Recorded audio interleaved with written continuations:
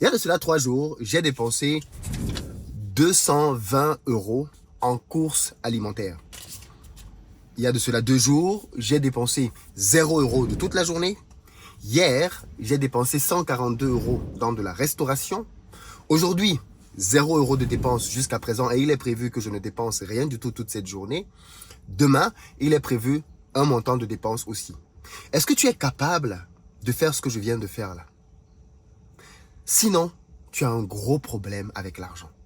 Ce que je viens de faire là, c'est te démontrer que je maîtrise mon argent. En réalité, tu dois être capable de savoir où va ton argent. Tu dois être capable de savoir combien tu as dépensé et dans quoi tu as dépensé. Si tu ne sais pas faire ça, alors tu as certainement des problèmes financiers. Beaucoup de personnes pensent que ceux qui ont des problèmes financiers, c'est forcément ceux qui sont endettés. Non, tu peux même avoir de l'argent dans ton compte en banque et même une épargne. Mais tu ne gères pas bien ton argent. Dans cette vidéo, je vais t'apprendre comment maîtriser ton argent en sachant où il va.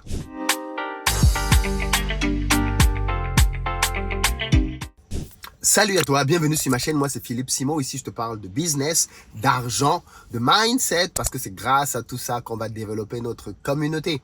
Donc si toi aussi tu veux améliorer tes finances, tu es au très bon endroit. Je t'invite à t'abonner si ce n'est pas encore fait.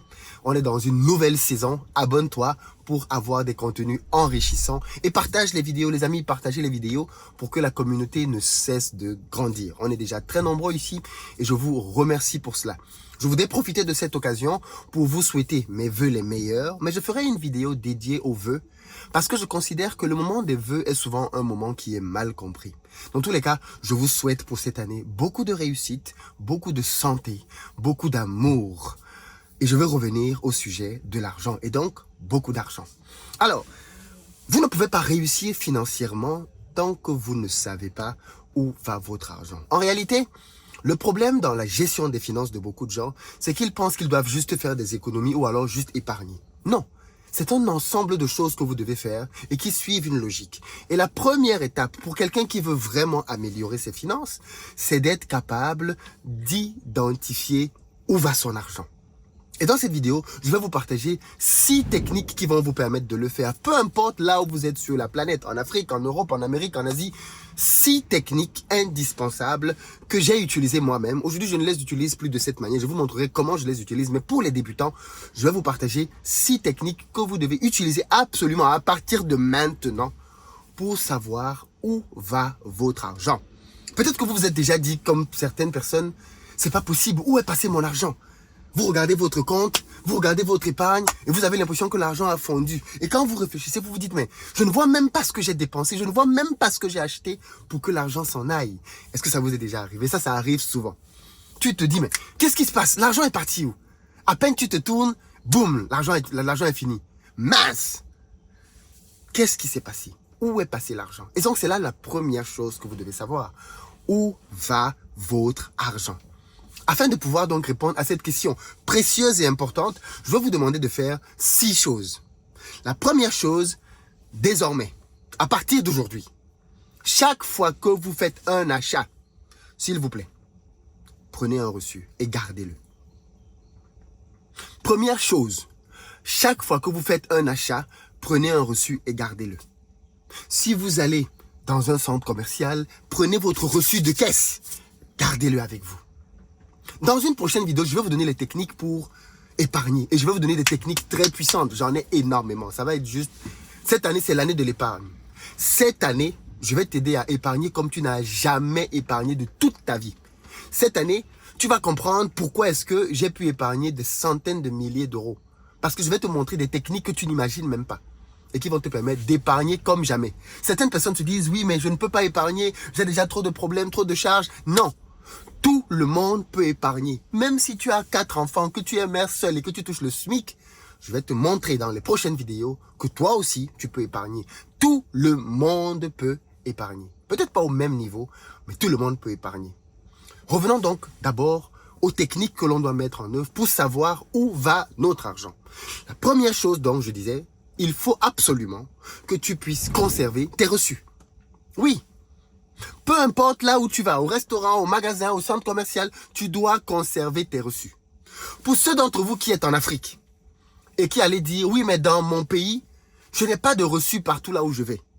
Ok, pas de problème. Crée les reçus. Ah oui, crée les reçus.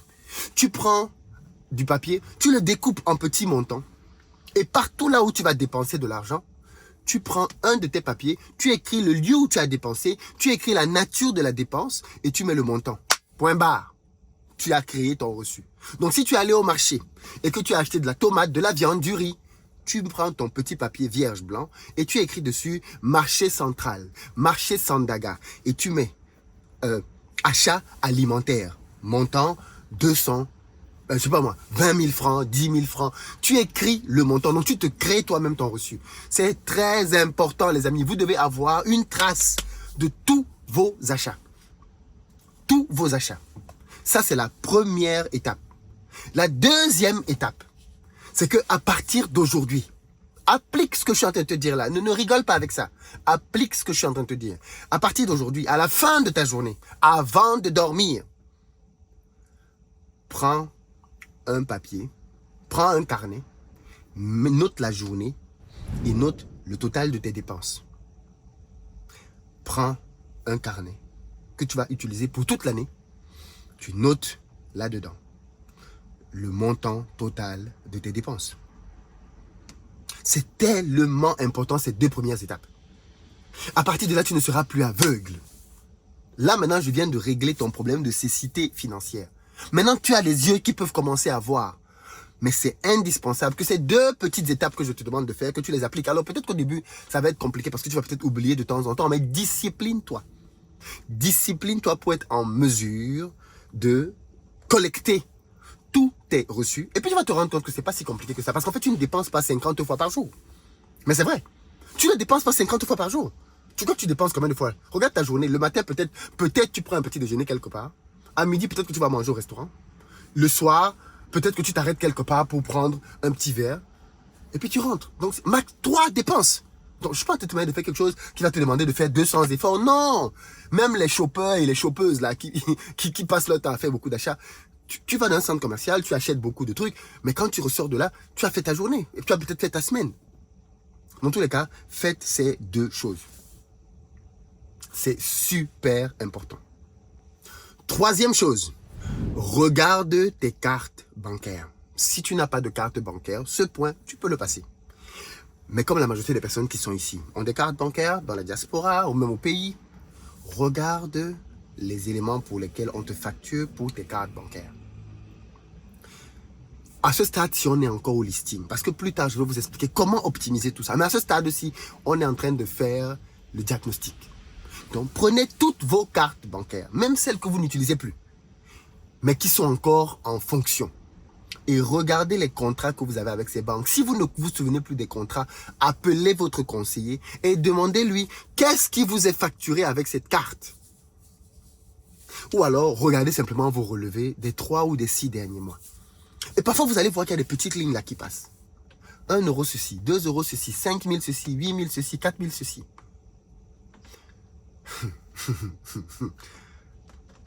Je vous dirai plus tard ce qu'il faut faire de ça.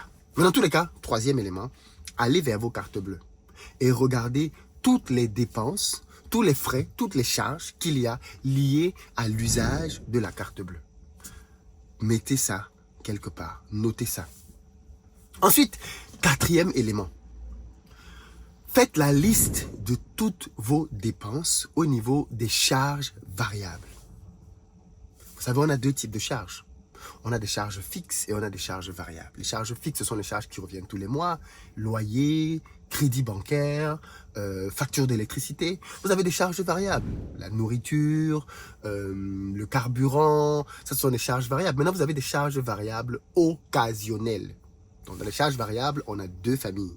Charges variables qui sont récurrentes et les charges variables occasionnelles. Notez tout ce qui est dans charges variables occasionnelles.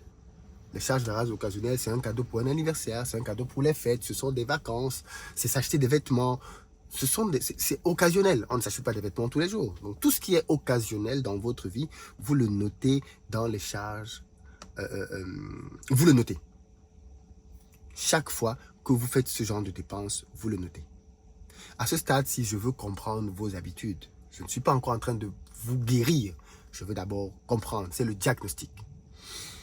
Donc, vous notez. Chaque fois que vous faites un cadeau, chaque fois que vous faites un don, peut-être à une association ou à l'église, à la mosquée, vous notez. Vous notez, vous notez, vous notez. 5e étape, à la fin du mois, vous faites le calcul de tout ça. Vous faites la somme de tout ce qu'on vient de se dire. Vous faites la somme de tout ce qu'on vient de se dire. Et vous faites ça pendant 3 mois. Pendant 3 mois. Ça dit que vous ne changez pas vos habitudes. Vous faites ça pendant 3 mois. Maintenant, 6e astuce, vous catégorisez vos dépenses. C'est-à-dire que vous devez être en mesure de dire, par mois, je dépense, par exemple, je dépense, par exemple, 100 000 francs, 300 € pour l'alimentaire. Par exemple, vous devez être en mesure de dire ça. Dans les 300 €, vous avez additionné tout ce que vous avez dépensé pour la nourriture, pour manger à la maison, pour manger à l'extérieur, pour inviter des amis. Vous avez tout noté. Le total a fait par exemple 300 € ou 500 €. Vous notez le montant de vos dépenses totales pour la nourriture. Et ça va être très puissant. Parce qu'après, on va étudier les ratios. On va se rendre compte que, mais en fait, je dépense telle quantité d'argent pour tel truc. Est-ce que c'est normal? Je dépense telle quantité d'argent pour ma beauté. Parce que j'achète des mèches, parce que j'achète des perruques, parce que j'achète les greffes, parce que j'achète les couleurs, parce que j'achète les faux cils, parce que j'achète les faux sourcils, parce que j'achète les fausses lèvres, parce que j'achète... Voilà. Donc, je calcule tout ça. Et à partir de là, je sais, donc à peu près, combien je dépense. Faites ce travail. Faites ce travail. La bonne nouvelle que j'ai pour vous, c'est une astuce, c'est que certaines applications mobiles aujourd'hui font déjà ce travail dans certaines banques. C'est-à-dire que l'application de votre banque, pour ceux qui sont en Occident, en général, puisqu'en Occident, on achète beaucoup avec les cartes bleues, vous pouvez simplement aller dans votre application et regarder, vous allez vous rendre compte que parfois certaines applications ont déjà fait ce travail de catégoriser toutes vos dépenses avec un diagramme circulaire où on met à chaque fois un petit triangle qui donne le pourcentage que vous dépensez pour le loyer, pour le carburant. Tout ça est retracé déjà dedans. En tout cas, vous devez être en mesure de savoir où va votre argent. L'objectif de cet exercice, c'est que vous puissiez dire d'ici 2-3 mois, moi, je dépense 10% de mon salaire pour telle chose, 5% de mon salaire pour telle chose, 12% de mes revenus pour telle autre chose, ainsi de suite, ainsi de suite. Et là, ça traduit que vous savez où va votre argent. Et c'est la base.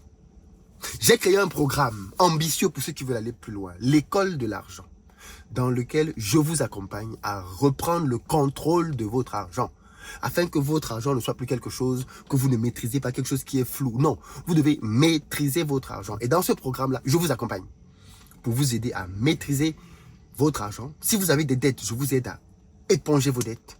Si vous voulez maintenant, parce que c'est par étapes, première étape, vous devez d'abord éponger vos dettes. Deuxième étape, vous devez savoir maîtriser votre argent, comme je suis en train de vous l'expliquer là. La troisième étape, maintenant, vous devez être en mesure de savoir réduire vos dépenses. Réduire vos dépenses. Une fois que vous avez su réduire vos dépenses, vous avez une 4e étape. Et dans cette 4e étape, après avoir réduit drastiquement vos dépenses, vous allez maintenant au stade où vous allez être en mesure de commencer à épargner massivement. Épargner massivement.